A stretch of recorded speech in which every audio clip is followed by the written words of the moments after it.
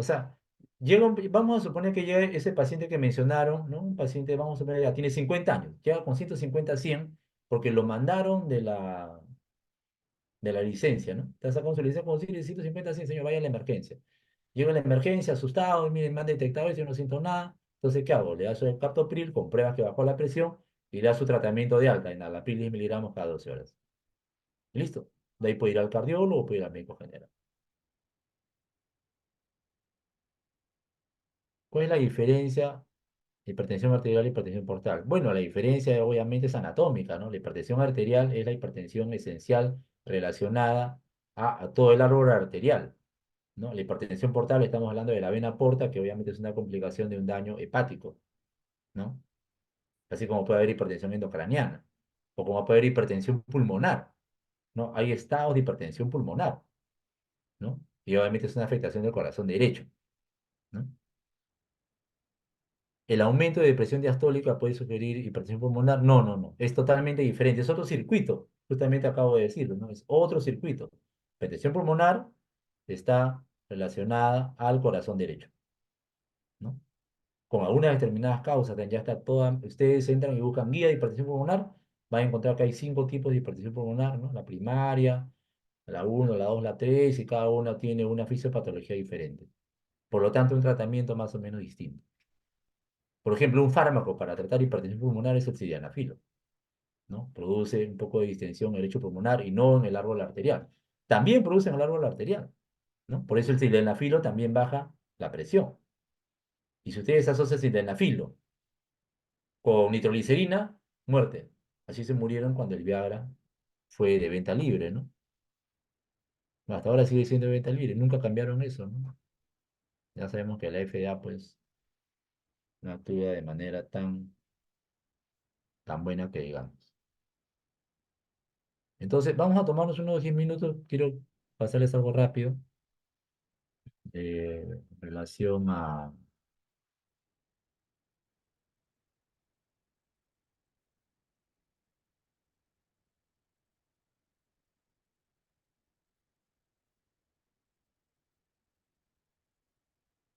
antiarrítmicos. No, vamos a irnos de frente a...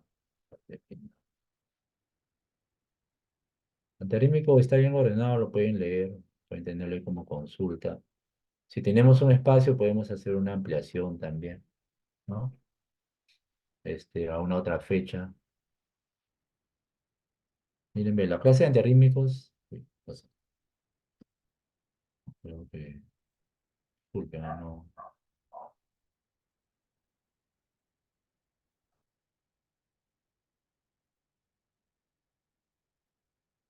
Mira, la clase de antiarrítmicos, ustedes saben que existe ahorita la clasificación de Vaughan-Williams. Vaughan-Williams es un personaje bastante interesante, una vida, este,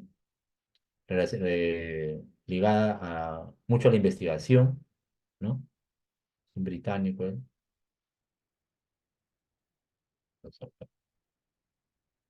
Entonces, él falleció como a los 90 años, ¿no? Acá miren, el año 16 recién falleció, ¿no?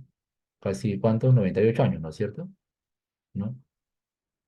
Pero él también se dedicaba, pues, a los estilos de vida saludables, ¿no? Yo quisiera tener este libro. Miren, ve, no necesitas un gimnasio, ¿no? Lo escribió el año 2010, ¿no? Y es un libro que lamentablemente salió en poca edición, pero bueno, ojalá que alguien lo consiga, me pasan la voz. Ya sabemos que el aumento del colesterol, el aumento de triglicéridos, pues, producen daño cardiovascular. Entonces, así como la aspirina, también se menciona, pues, de que de repente el colesterol hay que bajarlo, ¿no? Para controlar, y eso también no es así, ¿no? Bueno, el trastorno de los lípidos se llama dislipidemia, ¿no? Ese es el término más adecuado. No puede ser hiperlipidemia porque tiene que ser hiperlipidemia, ¿no? Porque el colesterol HDL bajo produce trastorno. Entonces, ¿cuál es la función? Obviamente no es que estas sustancias sean malas en su totalidad, hacen un papel estructural, o sea, en las membranas, ¿no? Este, ¿Qué más? Son activadores enzimáticos, son cofactores, o sea, tienen utilidad, no es que sean malos, ¿no? Además, también son el núcleo para la producción de hormonas, ¿no? Ellos van acompañados así, en forma de lipoproteínas, ¿no? Lipoproteínas. Es así como se traslada, y existe toda una fisiología de los lípidos, ¿no es cierto? ¿No? Los micrones, HDL, todo eso de acá que ustedes lo pueden revisar, y cada uno está ligado a una determinada apoproteína.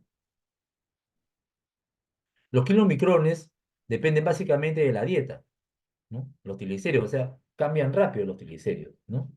En cambio, el LDL de acá depende más de el colesterol endógeno, ¿no?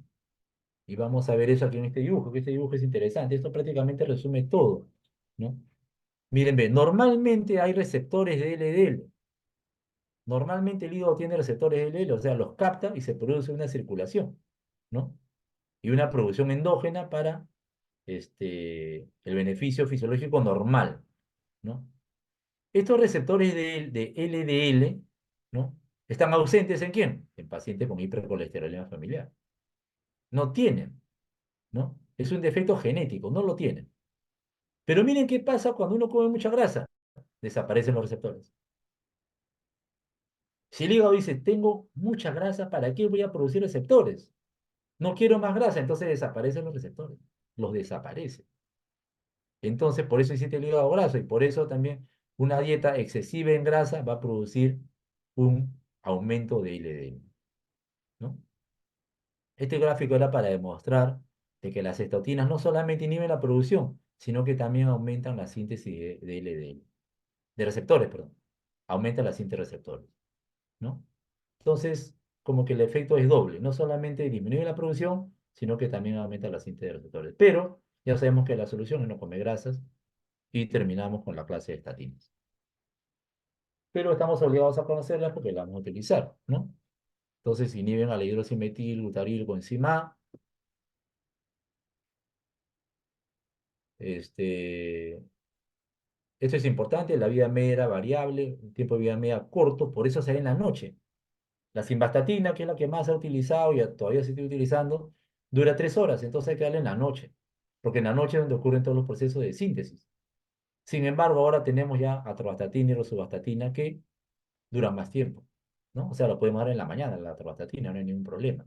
Solo que como son personas que toman muchos fármacos, entonces antihipertensivo en la mañana, vamos a suponer que son pacientes postinfartos, antihipertensivo en la mañana, al mediodía le damos su clopidogrel y en la noche su estatina. Distanciamos un poco.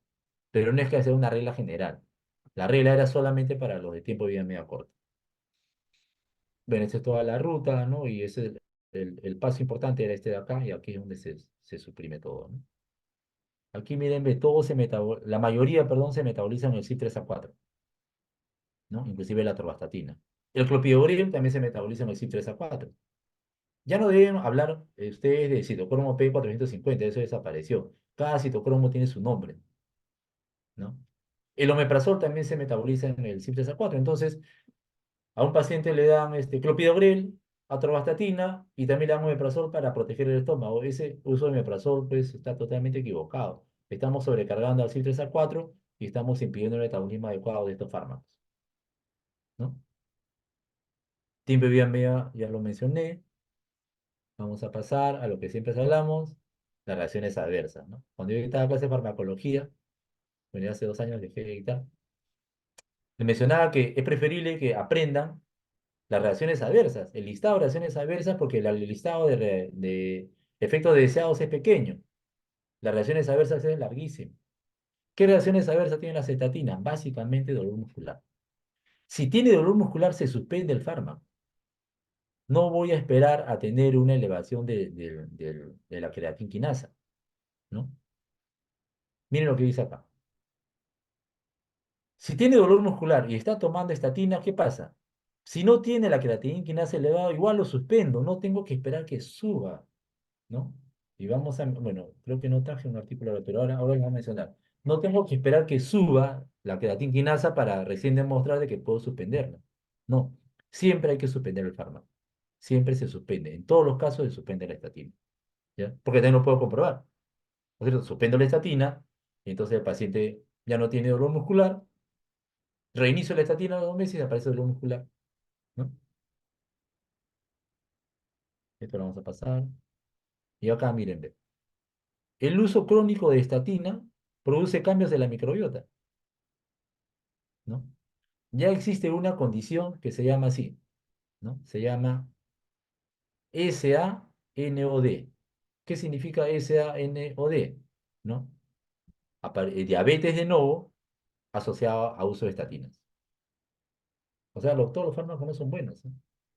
Yo diría que son más malos, ¿no? Entonces, ya se encontró el mecanismo que ¿por qué? Porque produce cambios en la microbiota. ¿Cómo? Bueno, hay que revisar todo eso. Y miren, ¿qué pasa con la microbiota? La microbiota, ustedes saben pues, que es, entre comillas, la flora intestinal, pero ahora hay que llamarlo de manera técnica, ¿no es cierto? ¿No? La microbiota es responsable de la producción de distintos fosfolípidos, ¿no? Y de sustancias proinflamatorias y de sustancias antiinflamatorias. Entonces, si esta persona consume grasa, ¿no? Tiene una mala alimentación, ¿qué va a pasar? Cambia toda esta estructura. Desaparecen las citoquinas antiinflamatorias y aumenta las proinflamatorias. Esto se ha relacionado, los cambios de la microbiota se han relacionado con la aparición de hipertensión. Acá dicen, saludable, hipertenso. Se ha relacionado con la aparición de migraña. Entonces, hay que ponerse a pensar cómo estoy alimentando a mi microbiota. ¿Qué le estoy dando? ¿Cómo se alimenta la microbiota? Fácil, fibra. Liposoluble, perdón, fibras, claro, fibras solubles o fibras no solubles, ¿no? Pero en general, fibra nada más. El resto de trabajo se lo dejamos a los nutricionistas, ¿no? Los fibratos, ¿qué hacen el fibrato? El fibrato es un ligando de estos receptores. Hay unos receptores que se llaman PPAR. Estos receptores reciben ligandos. Aquí está, miren. ¿Este receptor cómo funciona? Con ligandos, ¿no? Se, un ligando puede ser, por ejemplo, la, eh, las grasas, ¿no? Se pega una molécula de triglicéridos acá, activa el PPAR tipo alfa, porque hay otros tipos más, lo activa y produce beta oxidación, disminuye la síntesis de triglicéridos y todo va bien. Entonces, ¿el fibrato qué hace? Activa el PPAR alfa. Es un ligando. Recuerden que los mecanismos de acción, y no es parte pues, de lo que vamos a mencionar, pero es algo que sí ustedes deben revisar bastante bien. El mecanismo de acción debe ser el mecanismo molecular, no el efecto. En algunas clases yo he encontrado, mecanismo de acción de fibrato, reduce triglicéridos. Eso no es un mecanismo de acción. Mecanismo de acción de la enalapril, disminuye la presión. Mecanismo de acción de la metformina, disminuye la glucosa. No, tenemos que saber cuál es el mecanismo molecular. Aquí en un gráfico estamos mencionando que el mecanismo molecular de un fibrato, ¿qué es? Es un ligando del receptor PPAR, ¿no? ¿Y qué pasa?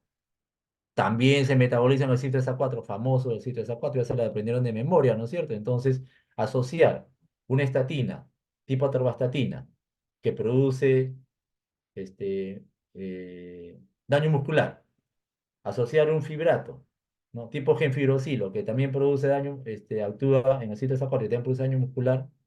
Entonces, no es bueno, no se puede combinar, ¿no? No hay esa combinación inteligente. Le doy fibrato para los triglicéridos y le doy atorvastatina para el colesterol, ¿no? Doble terapia, falso, eso no se da. Algunas guías mencionan que hay que darlo con precaución. Yo diría que no se da. Porque si ajustamos bien la dieta, no necesito ninguno de esos fármacos. Y tampoco voy a necesitar esta resina de intercambio iónico, tampoco voy a necesitar ácido nicotínico, y tampoco voy a necesitar este fármaco que es muy bonito, que es el mecanismo de acción que hace. Impide la absorción de lípido en la biopsia intestinal, miren. Inhibe a la proteína transportadora NPC1L1, ¿no? Es un conocimiento bastante preciso. Entonces yo lo reservaré para quiénes, para aquel que no pueda tomar estatinas. Si estoy en un cambio de dieta, puedo darle ezetimibe puro. Pero otros lo han combinado. Dicen, no, la mejor combinación es una estatina con ezetimibe, va bien. Pero si no come grasa, no necesito bloquear ninguna absorción, ¿no? Y aquí pasamos ya a este tema que es un poco, digamos, de desarrollo nuevo, ¿no? Por ejemplo, este fármaco mipomersen interfiere en la producción de ApoB100, por lo tanto no se produce disminuye la producción de VLDL, ¿no? Miren, eso se ha diseñado, ¿no? Ahí está. ¿Dónde produce dónde interviene? Interviene, miren, en el proceso de transcripción. Bastante preciso, ¿no? Bloquea la traslación. Muy preciso. ¿Este otro fármaco qué hace? Inhibe a la proteína microsomal de transferencia de triglicéridos, ¿no? Esta proteína se encarga de transferir, o sea, de transportar prácticamente a eh, al VLDL, ¿no? Entonces impide eso y va a disminuir el VLDL. Acá tenemos otro, esto vamos a ponerlo acá. Recuerden que hablamos del receptores de LDL, ¿no? Los receptores de LDL que son normales, ya. Estos receptores de LDL, como todos los receptores, son degradados. Todos los receptores son degradados, ¿no? Entonces, este receptor, ¿qué hace? Es degradado por una sustancia que se llama PCSK9. Entonces, ya inventé un fármaco que bloquea a este PCSK9 y entonces la degradación de LDL va a disminuir y voy a tener más LDL. Pero ya sabemos que no conseguimos nada aumentando los receptores. Cuando viene una sobrecarga de grasa, el hígado va a decir yo no quiero grasa y va a bloquear esa producción, ¿no? Interesante todos estos temas porque nos trae conocimiento, ¿no? Pero igual, finalizamos en esto, ¿no? Dirán, qué insistente, pero para eso hemos estudiado, ¿no? El colesterol total baja en las personas que hacen ejercicio aeróbico o ejercicio de fuerza. En ambos casos tiene que bajar, en hombres o mujeres. El HDL aumenta, el HDL es el colesterol bueno, aumenta en los que hacen ejercicio aeróbico y obviamente el que hace ejercicio aeróbico, como 5, y fuerza a la vez, el beneficio es mayor. O sea, no solamente hay que hacer aeróbico, hay que hacer ejercicio de fuerza también. Y bueno, ya pues, o sea, los triglicéridos también tienen que bajar, ¿no? No creo que no vayan a bajar. Entonces, la actividad física es muy importante y está totalmente demostrado. Este es un artículo, así como este artículo, perdón, existen muchísimos, muchísimos. Bueno, hacer actividad física. Espero que les haya servido esta charla. Espero que no haya sido muy rápido. Y a ver si resolvemos algunas dudas, ¿no? Gracias. Gracias, doctor. Sí, hay una pregunta en el chat. Mencionan, doctor, consumir cápsulas de omega 3 a dosis 2 a 4 gramos al día tiene la misma eficacia para combatir la dislipidemia que si uso estatinos o fibratos. Sí, mire, como todas sustancias que entran al grupo no necesariamente al arsenal farmacéutico, sino que actualmente ya existe un grupo que se llama nutracéutico, ¿no? Ya todos están enterados de ese término y con eso vamos a convivir. No es que tengamos que batallar con los nutracéuticos como es el omega 3, ¿no? Funciona, pero esa cantidad de omega 3 yo la puedo conseguir con los alimentos. Esa cantidad de omega 3 yo la puedo conseguir con los alimentos, sabiendo además que voy a disminuir, por ejemplo, si a una persona le quitamos el consumo de lácteos, completamente seguro que va a bajar el colesterol. Y no necesito utilizar cápsulas de omega 3, ¿no? Y entonces solamente necesito de repente que aumente el consumo de bonito, está barato, y ya cubrimos esa expectativa, ¿no? Ya se habrán dado cuenta ustedes de que los conceptos de nutrición son los que tienen bastante peso y tenemos que aprender. Los casos ya particulares, ¿no? De nutrición clínica muy especial, los mandamos al nutricionista, ¿no? O nos podemos ayudar con un mensaje, ¿no? Y por otro lado, si tenemos pues un paciente, digamos, entre comillas, de curso catastrófico, ¿no? Que no puede utilizar pues estatinas ni fibratos, el colesterol no le baja porque, digamos, tiene además hipotiroidismo y entonces su alimentación es muy mala y entonces podemos ayudarnos, ¿no? Pero tiempo cortísimo, ¿no? O sea, tenemos que dar el mensaje que estos fármacos no son la solución, no son la solución. La solución está en lo que acabamos de ver, ¿no es cierto? ¿No? En la parte final, ¿no? Y esos conceptos de que la actividad física es saludable no es nada nuevo, pero lamentablemente ese tipo de cosas no aumentan, ¿no? Y debería aumentar. Yo creo que debe ser una práctica inherente de todos los profesionales de la salud estar imbuidos en estilo de vida muy saludable. Ya tengo que decir muy saludable, porque cuando decimos saludable, ¿no? Mínimo tratamiento de estatinas. A ver, yo lo usaría para un paciente común y corriente, ¿no? Entre comillas, no es porque sean ni corrientes ni comunes, pero para el paciente, digamos, más frecuente, yo lo usaría de 3 a 6 meses, ¿no? El que tiene alto riesgo, el que ya tiene, por ejemplo, que tiene un infarto o un infarto cerebral, hay que usarlo por más tiempo, 2 años, 3 años, hasta 5 años, ¿no? Triglicéridos, es muy interesante esta pregunta. Todavía no encuentro un slide para colocarlo, ¿no? Es interesante cómo cuando los triglicéridos llegan a 900 o 1000, ¿qué ocurre? No le vamos a dar fibratos de manera urgente. No, no hagan eso nunca. Yo le pondría de corte 600, ¿eh? Con 600 no demos tratamiento farmacológico, no. ¿Por qué? Cuando estamos en esos niveles, ¿qué ocurre? Aumenta el riesgo de pancreatitis. Y si aumenta el riesgo de pancreatitis, ¿qué pasa? El hígado también está más o menos dañado. Y vamos a sobrecargar con fibratos a ese CYP3A4.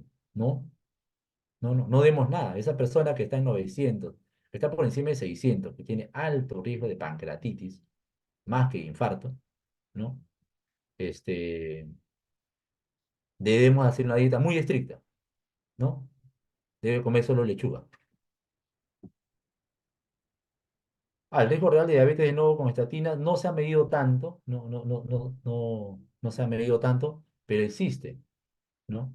Basta que exista para tener precaución, ¿no? Entonces ahí es donde entran las guías, las famosas guías de las cuales a veces echamos mano, y entonces dice, eh, por ahí en una parte chiquita dice, queda a elección del médico. Left, no sé qué, en inglés lo pone, a discreción del médico, ¿no?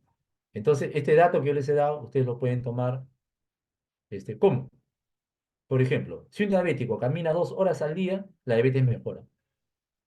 Entonces, ¿qué hay que hacer? Ponerse a caminar, ¿no? Y nos olvidamos de que cuál será el riesgo real de la diabetes de nuevo con estatina. Nos olvidamos porque lo que quiero es que no tomen estatinas, ¿no? No quiero estar con ese peso encima, ¿no? Y creo que va a ser muy difícil, ¿no? Hacer un trabajo, digamos, eh, aleatorizado, ¿no? O sea, hacer que a un paciente no le damos nada de estatina, a ver qué pasa con su diabetes o con la aparición, con la aparición de diabetes, y a otro no, ¿no? Pero basta que estemos viendo en el mundo real qué pasa. ¿Por qué aparece la diabetes? Con la alimentación común aparece diabetes. Común entre comillas, ¿no? O sea, con la mala alimentación aparece diabetes. Porque despertaste ese gen, ¿no? Ese gen tiene algunos componentes epigenéticos, o sea, hay la epigenética, ¿no? La epigenética no solamente está adentro, puede estar fuera, ¿no? Como es el sol, por ejemplo, ¿no? El sol, ¿no? Los rayos solares dan en la piel y puede aparecer cáncer de piel. Si es que tienes algún factor adicional, ¿no? A un libro de nutrición que yo recomiende, mira, en realidad, ciertamente nunca he hojeado un libro preciso de nutrición, ¿no? Sino que muchos de esos datos los he sacado más de revisiones, ¿no? Pero precisamente de nutrición no. Si el paciente tiene colesterol alto y triglicéridos altos, claro, se inician las dos cosas, ¿no? Yo siempre uso más estatinas que los fibratos, ¿no? Uso estatinas, ¿por qué? Porque el triglicérido es más sensible a la dieta, ¿no?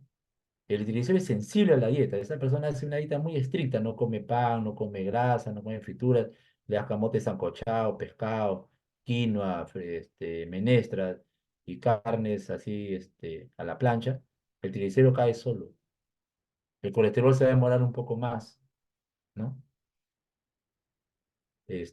Sí, yo creo que siempre la primera línea por eso está en la clase, ¿no? Como primer lugar, estatina, segundo lugar, fibratos, tercer lugar, cuarto, quinto, los otros fármacos que ustedes han visto ahí.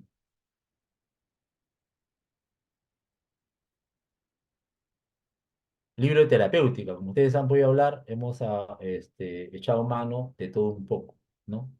Yo creo que es primera vez que me preguntan por libro de terapéutica. Voy a buscar, ojalá que encuentre un texto adecuado, ¿no?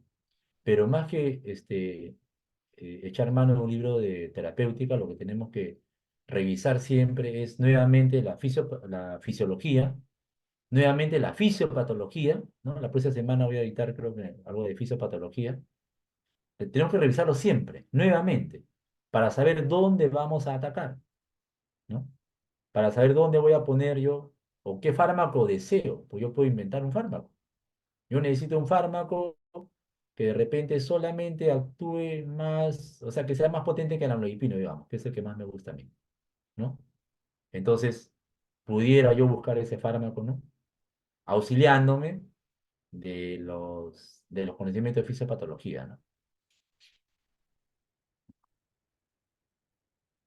Estatinas ya, tenemos un paciente, el mismo paciente de 50 años que fue a sacar su licencia de conducir, está en 150-100, pasa 2 semanas y le damos la mala noticia que tiene colesterol alto, entonces le calculamos su riesgo, no es tan elevado, ¿no?